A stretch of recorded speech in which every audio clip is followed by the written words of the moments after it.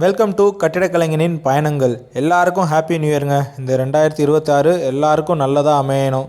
இந்த வீடியோ பார்க்குறவங்க பார்க்காதவங்க, முன்னாடி டான்ஸ் ஆடிட்டு இருக்க ஆயா, அதுக்கு முன்னாடி இருக்க தாத்தா, எல்லாருக்கும் நல்லபடியாக இந்த நியூ இயர் இருக்கணுங்க. இந்த வருஷம் ஃபுல்லாக நல்லபடியாக போகணும். ஸோ நாங்கள் எங்கே போயிருந்தோம்னா, கோவாவில் இருக்க ஆரம்போல் பீச்சுக்கு தாங்க போயிருந்தோம். அங்கே போனால் ரேம்போச்சன் பேர் சரியாக வரலங்க. அங்கே ஒரு sea food festival party, new year eve அப்படின்னு சொல்லி தான் என் ஃப்ரெண்டு என்னை கூப்பிட்டு போனால் என்ஜாய்மெண்ட்டுக்கு குறைச்சலே இல்லைங்க.